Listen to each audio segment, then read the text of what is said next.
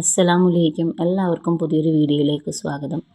ഇത് അടിവാട് താമസിക്കുന്ന മീര പരീത് എന്ന് പറഞ്ഞൊരു ഇത്തായാണ്. അവരുടെ വീടാണിത്.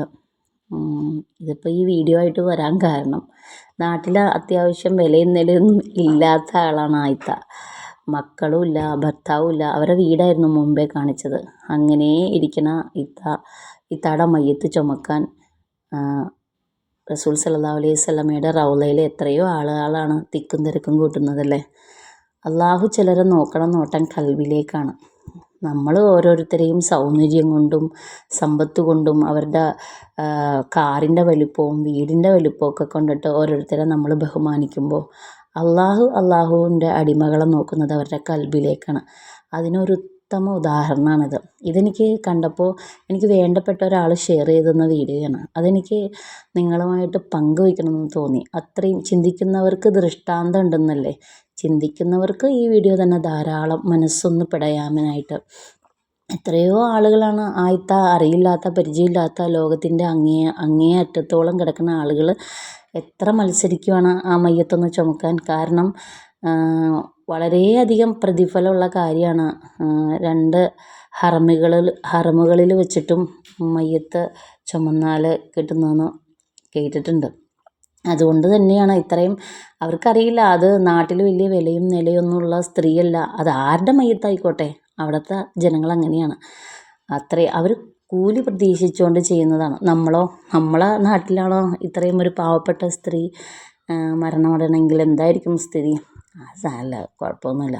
10 മനുഷ്യന്മാർ ചെന്ന് കണ്ടില്ലെങ്കിൽ അത് കുഴപ്പമൊന്നുമില്ല. ആരും ചോദിക്കാനും പറയാനില്ലാത്ത ആളാണെന്നുള്ളൊരു അവഗണന എല്ലാവർക്കും ഉണ്ട്. എല്ലാവരുടെ മേഖലകളിലും ഇത് നടക്കുന്ന കാര്യമാണ്. കുടുംബങ്ങളിലായാലും സമൂഹത്തിലായാലും ജോലി സ്ഥലത്തായാലും എവിടെയാണെങ്കിലും സൗന്ദര്യവും സമ്പത്തും പദവിയും നോക്കിയിട്ടാണ് നമ്മൾ എല്ലാവരെയും വിലയിരുത്തുന്നതും എല്ലാവർക്കും പരിഗണന കൊടുക്കുന്നതും. പക്ഷേ അള്ളാഹുവിൻ്റെ നോട്ടം അത് ഖൽബിലേക്കാണ്. അതൊന്ന് നമുക്ക് ഓർമ്മിക്കാൻ കൂടി വേണ്ടിയിട്ടുള്ളതാണിത്. മാഷാ അല്ലാഹ്. ജന്നത്തുൽ ബഖീലാണ് മറമാടിയിരിക്കുന്നത്. അള്ളാഹു എത്രയോ പേരുടെ ദുആയാണത് അല്ലേ. പിന്നെ ഇത് ഞാൻ നേരത്തെ റെക്കോർഡ് ചെയ്ത് വെച്ച വീഡിയോ കേട്ടോ. എൻ്റെ ഒരു കുഞ്ഞു വീട്, ഞങ്ങളുടെ സ്വപ്നം എന്ന് പറയും. അൽഹംദുലില്ലാഹ്. ഇത് വീട്ടിലേക്ക് കയറി വരുന്ന വാതിലാണ്. കയറി വരുമ്പോൾ തന്നെ ഒരു ഹോളാട്ടോ. അവിടെ ഇക്കട കുറേ കിതാബുകളൊക്കെയാണ് വച്ചേക്കണത്. കുട്ടികളുടെ കുറച്ച് ട്രോഫിയും. പിന്നെ സ്ഥലം തികയാത്തതുകൊണ്ട് ഇപ്പുറത്തൊരു ചെറിയ സ്റ്റാൻഡ് മോനുണ്ടാക്കി തന്നതാണ്. പഴയ പലക വെച്ചിട്ട് ഒരു സ്റ്റാൻഡ് ഉണ്ടാക്കി തന്നു. അവിടെ ബിസ്മില്ലാഹി റഹ്മാനി റഹീം എന്ന് എഴുതിയേക്കണത് എൻ്റെ ആങ്ങളക്ക് അതിൻ്റെ ജോലി കേട്ടോ. ഈ കാണുന്നത് ടോയ്ലറ്റും ഒക്കെയുള്ള സ്ഥലമാണ്. അത് കഴിഞ്ഞ് നേരെ പോകുന്നത് കുട്ടികളുടെ റൂമിലാട്ടോ. 2 റൂമേ ഉള്ളൂ. ഇത് കുട്ടികൾ കിടക്കുന്ന റൂമാണ്. അതിൻ്റേതായ അലങ്കോലപ്പണികൾ ആ റൂമിലുണ്ട്. അവർ സ്കൂളിൽ പോകുമ്പോൾ വൃത്തിയാക്കി വെച്ചേക്കണതാണ് അത്രയും. പിന്നെ ഇത് നമ്മുടെ കുഞ്ഞടുക്കള. വലിയ ഡെക്കറേഷൻസ് ഒന്നും ഇല്ലാത്ത അടുക്കളയാണ്. വർക്കും കാര്യങ്ങളും കബേർഡ് വർക്കും കാര്യങ്ങളൊന്നും ചെയ്തിട്ടില്ല. എല്ലാം അതേപടി താമസിച്ച അതേപടി തന്നെ കിടക്കുവാണ്. അൽഹംദുലില്ലാ. ഇനി ഭാവിയിലേക്കൊക്കെ റെഡിയാക്കാം. ഷേക്സ്പിയർ പറഞ്ഞൊരു കാര്യം ഓർമ്മ വരുവാ. ഷൂ ഇല്ലാണ്ട് ഞാൻ കരയുമായിരുന്നു, പക്ഷേ കാലില്ലാത്ത ആളെ കണ്ടപ്പോൾ ഞാൻ ആ കരച്ചിൽ നിർത്തിയെന്ന് പറഞ്ഞ പോലെ ഇത് ഞാനേ പഴയ എൻ്റെ ഷോളിൽ നിന്ന് കട്ട് ചെയ്ത എംബ്രോയ്ഡറി വർക്കാണ്. ഓരോ റോസാപ്പൂവും എടുത്തിട്ട് ഒരു കാർഡ്ബോർഡിൽ ഒട്ടിച്ചതാണ്. ഇതാണ് കേട്ടോ നമ്മുടെ ബെഡ്റൂം. കുഞ്ഞ് ബെഡ്റൂമാണ്. മാഷാ അല്ലാഹ്. അൽഹംദുലില്ലാ. അങ്ങനെ ഇത് നമ്മൾ ഇൻഷാ അല്ലാഹ് ഭാവിയിലേക്ക് എപ്പോഴെങ്കിലും മുകളിലേക്ക് പണിയുന്നുണ്ടെങ്കിൽ സ്റ്റെയർ ഇട്ടേക്കുവാണ്. ഇതാണ് നമ്മുടെ ഭൂഗർഭ അറ.